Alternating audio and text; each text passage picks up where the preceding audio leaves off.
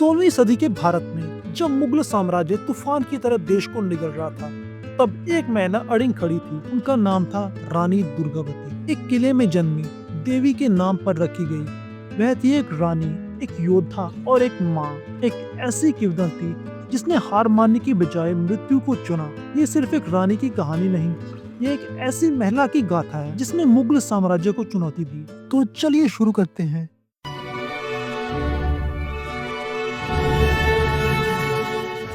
5 अक्टूबर 1524 को उत्तर प्रदेश के बांदा में अजय कलिंजर किले में चंदेल वंश के राजा सलभान के यहाँ एक कन्या का जन्म हुआ। ये वही चंदेल वंश था जिसने खुजराहो के भव्य मंदिर बनवाए और महमूद गजनवी के आक्रमणों को रोका। उस कन्या का नाम रखा गया दुर्गावती, जो दुर्गाष्टमी के दिन जन्मी थी और माँ दुर्गा के नाम पर थी। बचपन से ही दुर्गावती साधारण राजकुमारी नहीं थी। उन्हें तीरंदाजी, तलवारबाजी और घुड़सवारी सिखाई गई। वे अपने पिता के साथ जंगलों में शिकार पर जाती थी। कहा जाता है कि अगर उन्हें बाघ की खबर मिलती तो वह उसे मारने तक पानी तक नहीं पीती थी। ये थी उनकी अदम्य इच्छा शक्ति। 18 साल की उम्र में दुर्गावती का जीवन बदल गया। उन्होंने गढ़ा कटंगा के गौड़ वंश के वीर राजकुमार दलपत शाह की वीरता की कहानियां सुनी थी। उनकी वीरता से प्रभावित होकर उन्होंने गुप्त रूप से उन्हें एक पत्र लिखा जिसमें विवाह की इच्छा जताई। 1542 में कुलदेवी मंदिर में उनका विवाह हुआ, जिससे चंदेल और गोंड वंशों को एकजुट किया। ये विवाह सिर्फ प्रेम कहानी नहीं था, ये एक रणनीतिक गठबंधन था जो दोनों राज्यों को मजबूत करता था। 1550 में एक त्रासदी ने गोंडवाना को हिलाकर रख दिया।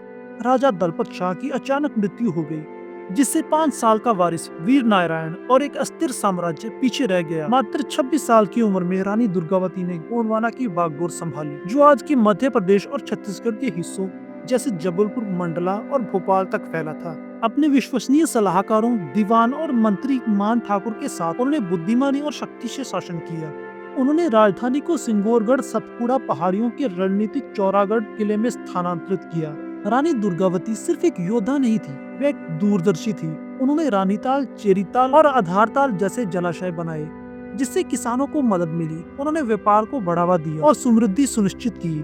एक शिक्षा प्रेमी रानी के रूप में उन्होंने आचार्य विठलनाथ को गढ़ा में पुष्टि मार्ग केंद्र स्थापित करने के लिए आमंत्रित किया। उनकी धर्मनिरपेक्ष शासन नीति तब चमकी जब उन्होंने प्रतिष्ठित मुस्लिमों को उच्च पदों पर नियुक्त किया।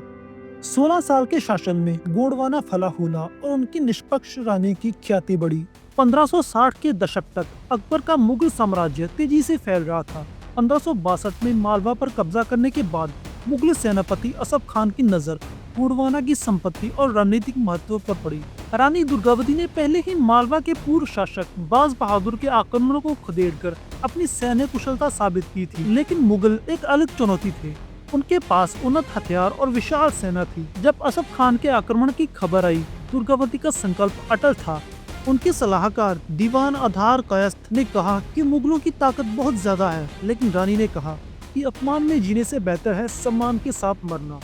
उन्होंने लड़ाई के लिए नरोई को चुना, जो गौर और नर्मदा नदियों और पहाड़ी श्रृंखलाओं से घिरा था। 30,000 घुड़सवारों और 1,000 युद्ध हाथियों के साथ वे अपने बेटे वीर नारायण के साथ स्वयं सेना का नेतृत्व करने निकली। नरोई की पहली झड़प में दुर्गावती की रणनीतिक प्रतिभा चमकी।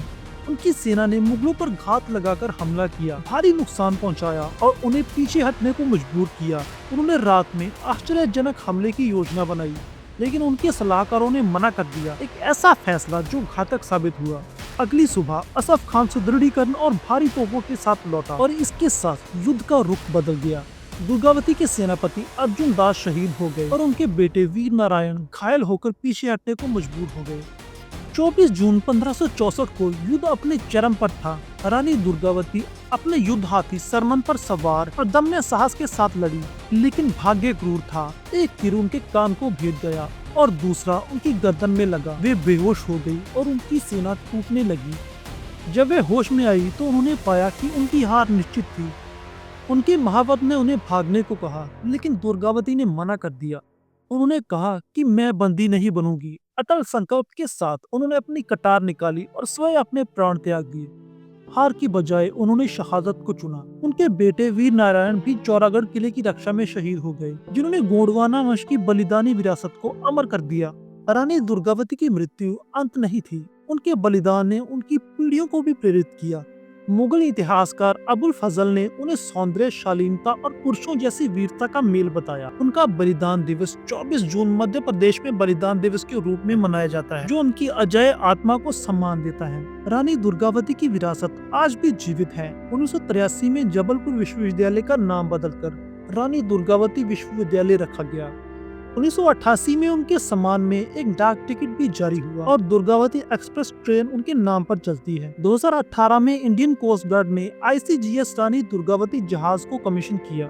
उनकी कहानी मध्य प्रदेश के लोकगीतों और कथाओं में बसी है, जहां वे साहस, आत्मनिर्णय और उत्पीड़न के खिलाफ प्रतिरोध का प्रतीक हैं। रानी दुर्गावती सिर्फ एक रानी नहीं थी, वह गौंड जनजातियों और उन सभी के लिए आशा की किरण थी जो स्वतंत्रता को महत्व देते हैं।